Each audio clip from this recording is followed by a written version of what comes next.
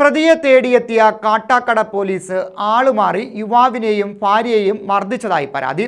ചടയമംഗലം കല്ലുമലയിൽ താമസിക്കുന്ന അഞ്ചൽ വിളക്കുപാറ സ്വദേശി സുരേഷ്, ഭാര്യ ബിന്ദു എന്നിവർക്കാണ് മർദ്ദനമേറ്റത്. സംഭവത്തിൽ കാട്ടാക്കട SI മനോജ് ഉൾപ്പെടെ 7 പേർക്കെതിരെ കുടുംബം പരാതി നൽകി. പെട്ടെന്ന് തന്നെ 2-3 പേര് വരുന്ന വിലങ്ങിടുന്നു, പുറകിലോട്ട് വിലങ്ങിടിച്ച് ഇടിയാ നടക്കുന്നതാണ്. കാരണം പറയുന്നില്ല. ഞാനും എൻ്റെ ഭാര്യയും എല്ലാവരും ആത്മഹത്യ ചെയ്യാനേ വെക്കുള്ളൂ. ഇതിനുള്ള നീതി ഞങ്ങൾക്ക് ലഭിക്കണം.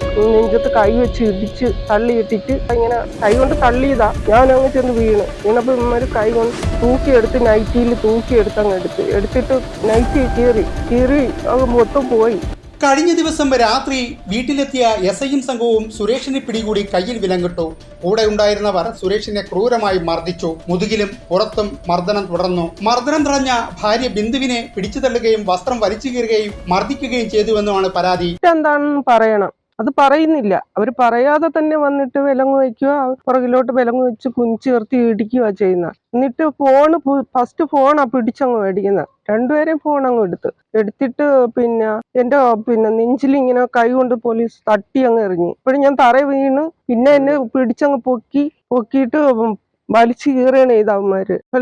എനിക്കറിയില്ല എന്താ പറഞ്ഞെന്ന് വെച്ചാൽ ചീത്ത അല്ലാതെ ഒന്നുമല്ല പറയുന്നത്. നീ 4 ദിവസത്തേക്ക് വന്ന് കിടക്കുവാണ്, നിന്റെ ഭർത്താവല്ല, തിരുവനന്തപുരത്തുകാരനാണ്, ഇവിടുത്തെ കാരനെ അല്ല, കൊല്ലം ജില്ലയിലുള്ളവനല്ല, അവിടെ കൊലപാതകം ചെയ്തിട്ട് ഇവിടെ വന്ന് കിടക്കണമെന്നും പറഞ്ഞുകൊണ്ടാണ്. വിലങ്ങിട്ട് ജീപ്പിൽ കയറ്റാൻ ശ്രമിക്കവേ സുരേഷ് അബോധാവസ്ഥയിലായി. സുരേഷിനെ SIയുടെ കൂടെ ഉണ്ടായിരുന്നവർ വലിച്ച് ജീപ്പിൽ കയറ്റിക്കൊണ്ടുപോയി. വാഹനത്തിൽ വെച്ചും മർദ്ദനം തുടർന്നു. പോലീസിന്റെ കൈവശമുള്ള ഫോട്ടോ കാണിച്ചിട്ട് ഇത് താനല്ലേടാ എന്ന് ചോദിച്ചു. ഇത് താനല്ലെന്ന് പറഞ്ഞപ്പോൾ കൂടുതൽ പരിശോധിച്ച പോലീസ് തന്നെ രാത്രി തന്നെ വീടിനടുത്ത് ഉപേക്ഷിച്ച് മടങ്ങുകയായിരുന്നെന്ന് സുരേഷ് പറയുന്നു. നീ ഒരു ഫോട്ടോ കാണിച്ചിട്ട് പറയാം, നീയാണ് ഇത് ചെയ്ത കുറ്റകൃത്യം ചെയ്ത കാര്യം എന്തോന്ന് ഇവർ എൻ്റെ അടുത്ത് പറയുന്നില്ല. അങ്ങനെ എന്നെ ഇവിടുന്ന് കയറ്റി.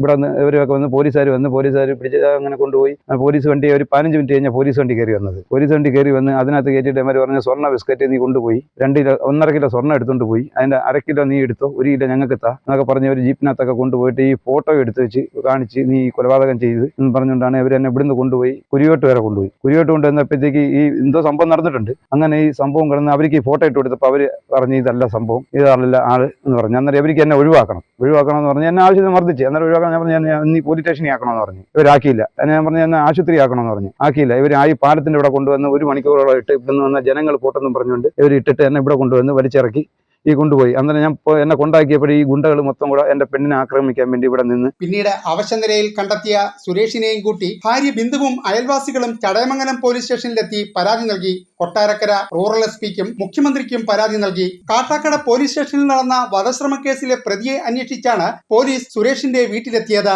സുരേഷിനെ ഫോട്ടോയിൽ കണ്ട പ്രതിയുമായി സാമ്യമുള്ളതാണ് പോലീസിനെ വെട്ടിലാക്കിയത്. ആളുമാറി പോലീസ് മർദ്ദിച്ച സംഭവം വ്യാപക പ്രതിഷേധങ്ങൾക്കിടയാക്കിയിരിക്കുകയാണ്. ഇത് എന്നെ പോലുള്ള ഒരു സാധാപ്പെട്ട പാവങ്ങൾക്ക് ഇത് ഇനി ആവർത്തിക്കരുത്. ഈ നിയമം ചെയ്യേണ്ട നിയമപാലകരാണ് ഈ ഗുണ്ടകളെയും കൊണ്ടുവന്ന് എന്നെ വീട്ടിൽ കയറി ഈ ഭീഷണിയും കാര്യങ്ങളും പെടുത്തി. അതിന് എനിക്ക് ഏതറ്റം വരെ പോയാലും എനിക്ക് നിയമം ശരിയാക്കി തരണം. അതൊരു പെണ്ണിന് എന്നെ തന്നെ എന്തിനാ അങ്ങനെ ചെയ്തതെന്നാണ് എനിക്കറിയാൻ. അത് പോലീസുകാർ അറസ്റ്റ് ചെയ്ത് കൊണ്ടുപോയിട്ട് പിന്നെ SI എന്തിനാ വീട്ടിനകത്ത് കയറി വന്നു? വീട്ടിനകത്ത് വന്ന് അതിനകത്തിരുന്ന സാധനങ്ങൾ മൊത്തം പറക്കിയിട്ട് അവർക്ക് തോന്നാവുന്ന മൊത്തം തെറി അതിനകത്ത് നിന്ന് വിളിക്കുക ചെയ്ത.